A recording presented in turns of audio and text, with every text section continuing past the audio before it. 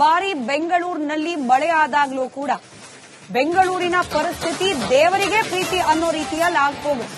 ನಿನ್ನೆ ಸುರಿದ ಮಳೆಯಿಂದಾಗಿಯೂ ಕೂಡ ಪರಿಸ್ಥಿತಿ ಹಾಗೆ ಆಗಿದೆ. ಬೊಮ್ಮನಹಳ್ಳಿಯ HSR ಲೇಔಟ್ನಲ್ಲಿ ರಸ್ತೆನೇ ಕುಸಿದು ಹೋಗಿದೆ.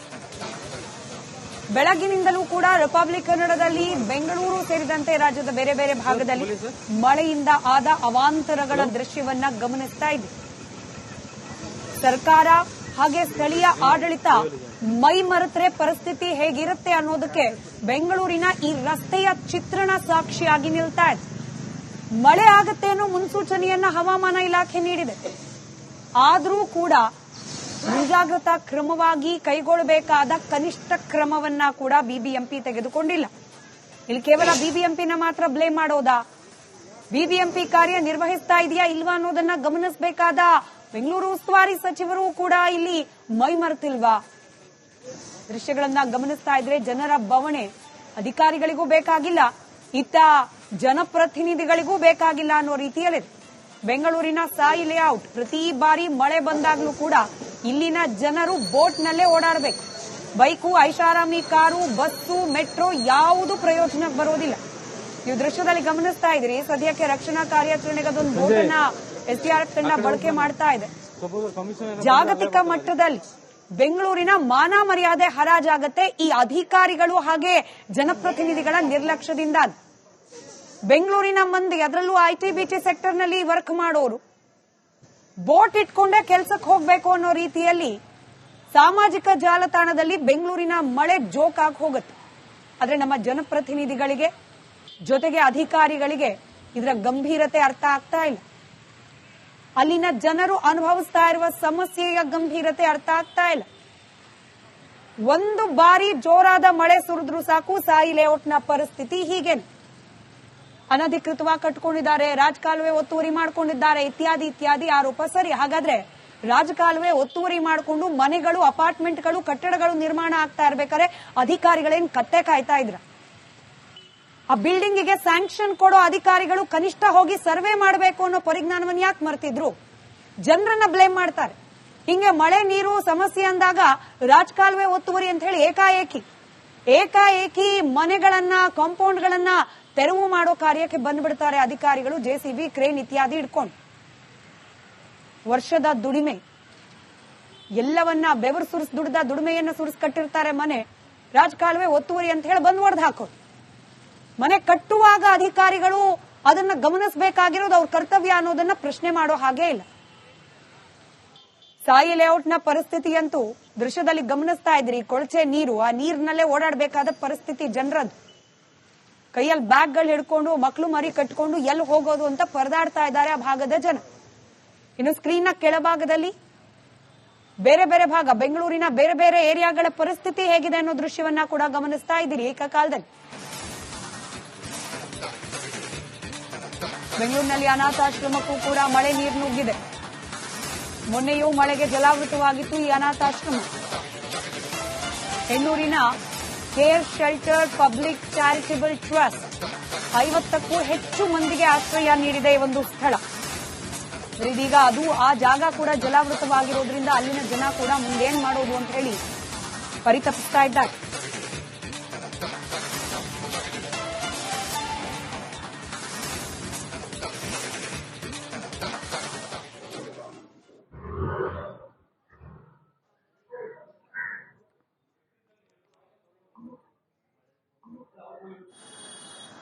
ಇನ್ನು ನಿರಂತರವಾಗಿ ಬೆಳಗ್ಗಿನಿಂದಲೂ ಮಳೆಯ ಅವಾಂತರದ ಗ್ರೌಂಡ್ ರಿಪೋರ್ಟ್ ಅನ್ನ ನಮ್ಮ ಪ್ರತಿನಿಧಿಗಳು ಬೆಂಗಳೂರಿನ ಬೇರೆ ಬೇರೆ ಭಾಗದಲ್ಲಿ ನಿಂತು ಮಾಡ್ತಾ ಇದ್ದಾರೆ. ಸದ್ಯಕ್ಕೆ ನನ್ನ ಇಬ್ಬರು ಕಲೀಗ್ಸ್ HSR ಲೇಔಟ್ನಿಂದ ಮುತ್ತಪ್ಪ ಹಾಗೆ ಹೆಣ್ಣೂರಿನಿಂದ ಮಾದೇಶ್ ನೇರ ಸಂಪರ್ಕದಲ್ಲಿದ್ದಾರೆ. ಮೊದಲನೇದಾಗಿ ನಾನು ಮುತ್ತಪ್ಪ ಬಳಿ ಹೋಗ್ತೀನಿ. ಮುತ್ತಪ್ಪ, ಹೇಗಿದೆ ಸದ್ಯಕ್ಕೆ ಅಲ್ಲಿನ ಪರಿಸ್ಥಿತಿ? ಜನರ ಬವಣೆ ಹೇಗಿದೆ? ಅಧಿಕಾರಿಗಳು ಯಾರು ಬಂದಿದ್ದಾರಾ ಅಥವಾ ರಕ್ಷಣಾ ಕಾರ್ಯಾಚರಣೆಯ ಸಿಬ್ಬಂದಿಗಳು ಮಾತ್ರ ಅಲ್ಲಿರೋದಾ ಅಂತ ಹೇಳಿ?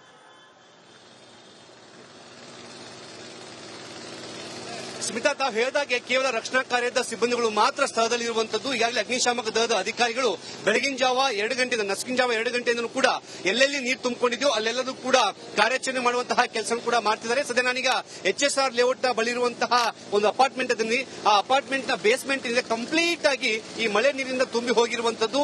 ಈಗಾಗಲೇ ಅಗ್ನಿಶಾಮಕ ದಳದ ಅಧಿಕಾರಿಗಳು ಈ ನೀರನ್ನು ಹೊರ ಹಾಕೋದಕ್ಕೆ ಸಾಕಷ್ಟು ಪ್ರಯತ್ನ ಪಡ್ತಾ ಇದ್ದಾರೆ. ಆದ್ರೆ ಈ ಮಳೆ ನೀರು ಹೊರ ಹೋಗೋದಕ್ಕೆ ಬೇಕಾದಂತಹ ಒಂದು ಮೋರಿ ಅಥವಾ ರಾಜಕಾಲುವೆಯನ್ನ ಈ ಒಂದು ಬಿಬಿಎಂಪಿ ಅಧಿಕಾರಿಗಳು ಸರಿಯಾಗಿ ನಿರ್ವಹಣೆ ಮಾಡದೇ ಇರುವಂತಹ ಕಾರಣಕ್ಕಾಗಿ ಈ ನೀರು ಹೊರಗಡೆ ಹಾಕೋದು ತುಂಬಾ ಕಷ್ಟಕರವಾಗಿರುವಂತದ್ದು.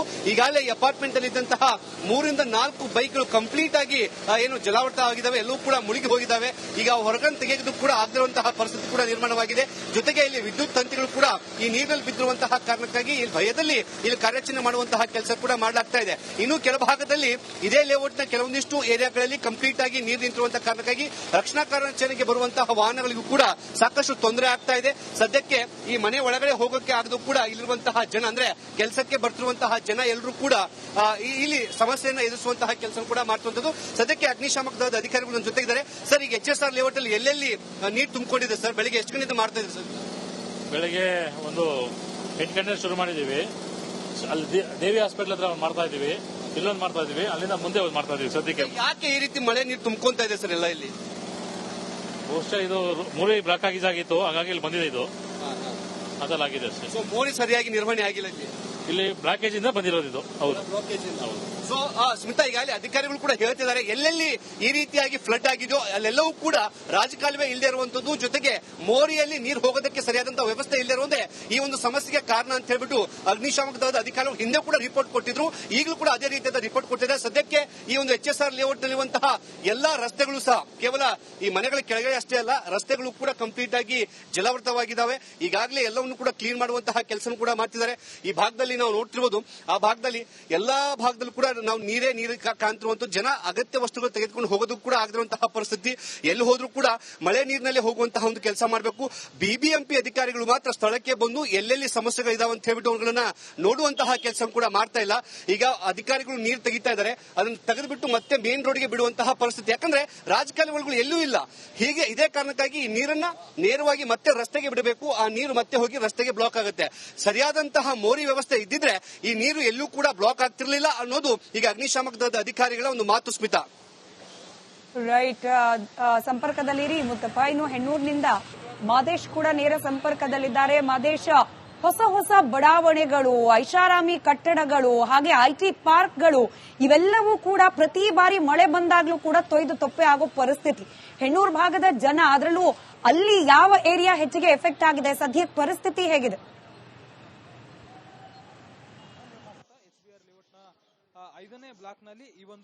ಸ್ಮಿತಾ, ನಿನ್ನೆ ರಾತ್ರಿ ಬೆಂಗಳೂರಿನಲ್ಲಿ ಭಾರಿ ಮಳೆ ಹಿನ್ನೆಲೆ ಸಾಕಷ್ಟು ಕಡೆ ನೀವು ಕೂಡ ಹೇಳ್ತಿದ್ದೀರಿ, ಸಾಕಷ್ಟು ಕಡೆ ಬೆಂಗಳೂರಿನ ಬಹುತೇಕ ಭಾಗಗಳಲ್ಲಿ ನೀರು ನುಗ್ಗಿದೆ. ಅದರಲ್ಲೂ ಕೂಡ ತಗ್ಗು ಪ್ರದೇಶಗಳಲ್ಲಿ ನೀರು ಯಾಕೆ ನುಗ್ತಿದೆ ಈ ರೀತಿಯಾಗಿ ಅಂತಂದ್ರೆ ಅದಕ್ಕೆ ನೀರು ಹೋಗೋದಕ್ಕೆ, ಮಳೆ ನೀರು ಹೋಗೋದಕ್ಕೆ ಸರಿಯಾದ ವ್ಯವಸ್ಥೆಯನ್ನ ಅಧಿಕಾರಿಗಳು ಕಲ್ಪಿಸಿಲ್ಲ ಅನ್ನುವಂತ ಕಾರಣ ಇಲ್ಲಿ ಮೇಲ್ನೋಟಕ್ಕೆ ಗೊತ್ತಾಗುತ್ತೆ. ಅದರ ಎಫೆಕ್ಟ್ ಹೆಣ್ಣೂರಿನ ಅನಾಥಾಶ್ರಮದಲ್ಲೂ ಕೂಡ ಆಗಿದೆ.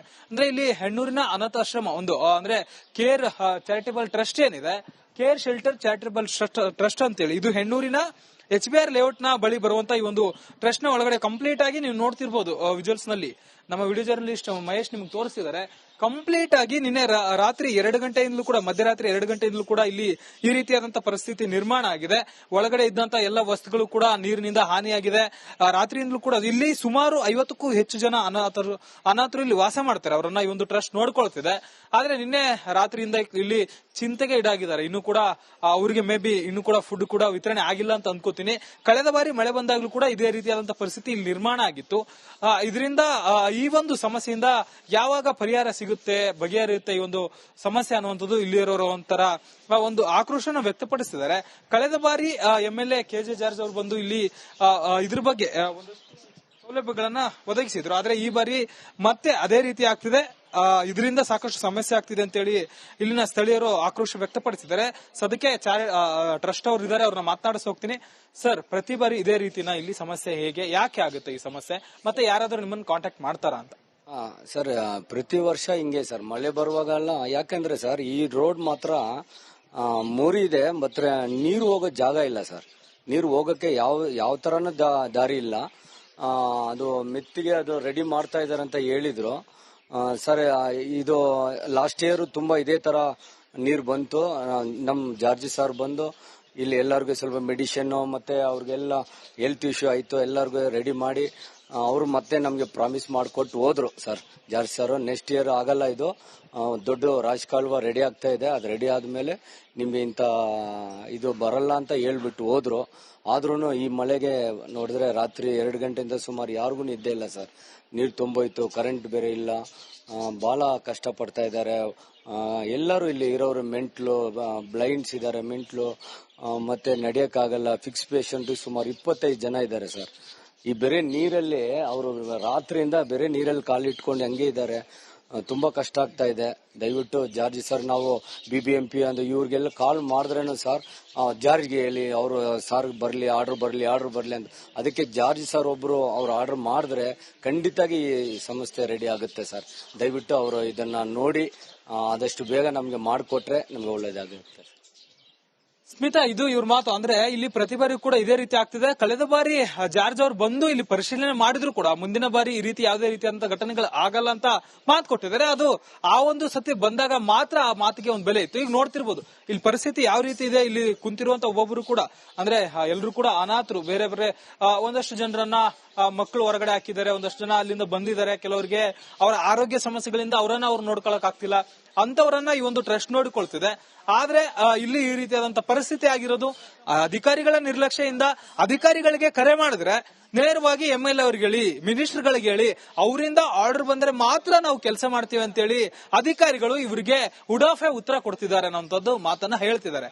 ಇಷ್ಟೆಲ್ಲ ಆಗ್ತಿದ್ರು ಕೂಡ ಯಾವ ಕಾಲದಲ್ಲಿ ಇದೀವಿ ಅಂದ್ರೆ ಎಲ್ಲಿಂದ ಮಿನಿಸ್ಟರ್ಗಳೇ ಸ್ವತಃ ಇಲ್ಲಿ ಭಾಗಿಯಾಗಿ ಇಂಥ ಪರಿಸ್ಥಿತಿಗಳನ್ನ ಸರಿಪಡಿಸಬೇಕಾ? ಯಾಕೆ ಅಧಿಕಾರಿಗಳು ಅವ್ರಿಗೆ ಸಂಬಳ ಹೋಗ್ತಿಲ್ವಾ, ಅವ್ರ ಕೆಲಸನ ಅವ್ರು ಮಾಡಲ್ವಾ ಅನ್ನುವಂತ ಪ್ರಶ್ನೆ ಈಗ ಉದ್ಭವ ಆಗಿದೆ. BBMP ಅಧಿಕಾರಿಗಳು ಮತ್ತೆ ಸಂಬಂಧಪಟ್ಟಂತ ಅಧಿಕಾರಿಗಳು ಇಂತಹ ವಿಚಾರಗಳ ಬಗ್ಗೆ ಕ್ರಮವನ್ನು ವಹಿಸಬೇಕಾಗಿದೆ. ಅಂತವರ ಅಧಿಕಾರಿಗಳ ತಮ್ಮ ನಿರ್ಲಕ್ಷ್ಯನ ಬಿಟ್ಟು ತಮ್ಮ ಕೆಲಸ ಏನಿದೆ ಅದನ್ನ ಕರೆಕ್ಟ್ ಆಗಿ ಮಾಡಿದ್ರೆ ಇಂತಹ ಪರಿಸ್ಥಿತಿಗಳನ್ನ ಬರೋದನ್ನ ಕಂಟ್ರೋಲ್ ಮಾಡುವಂತ ಸಾಧ್ಯತೆ ಇದೆ. ಸ್ಮಿತಾ, ರೈಟ್, ಧನ್ಯವಾದ ಮಹದೇಶ್ ಹಾಗೆ ಮುತ್ತಪ್ಪ, ಇಬ್ಬರಿಗೂ ಮಾಹಿತಿಗಾಗಿ ದೃಶ್ಯದಲ್ಲಿ ಗಮನಿಸ್ತಾ ಇದ್ರಿ.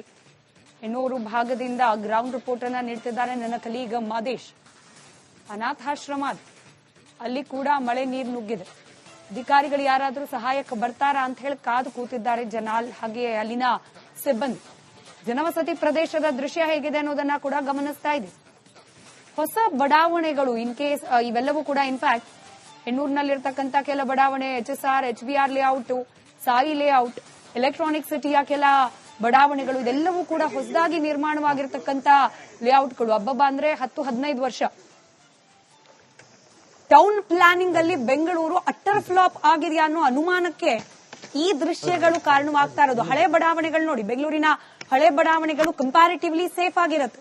ಮಳೆ ಬಂದ ಸಂದರ್ಭದಲ್ಲಿ ಆಗಿದ್ದ 20-25 ವರ್ಷದ ಹಿಂದಿದ್ದ ಟೌನ್ ಪ್ಲಾನಿಂಗ್ ನ ಚಾಕಚಕ್ಯತೆ ಈಗಿನ ಅಧಿಕಾರಿಗಳಿಗಿಲ್ವಾ? ತಂತ್ರಜ್ಞಾನ ಹಾಗೆ ನೋಡಿದ್ರೆ ಇವಾಗ ಹೈಲಿ ಅಡ್ವಾನ್ಸ್. ಆದ್ರೂ ಕೂಡ ನಮ್ಮ BBMP ವ್ಯಾಪ್ತಿಯ ಅಧಿಕಾರಿಗಳು ಲೇಔಟ್ಗಳ ಪ್ಲಾನಿಂಗ್ ಮಾಡುವ ಸಂದರ್ಭದಲ್ಲಿ ಎಷ್ಟರ ಮಟ್ಟಿಗೆ ನಿರ್ಲಕ್ಷ್ಯ ವಹಿಸುತ್ತಿದ್ದಾರೆ ಅನ್ನೋದಕ್ಕೆ ಈ ದೃಶ್ಯಗಳು ಸಾಕ್ಷಿಯಾಗ್ತಾ ಇದೆ.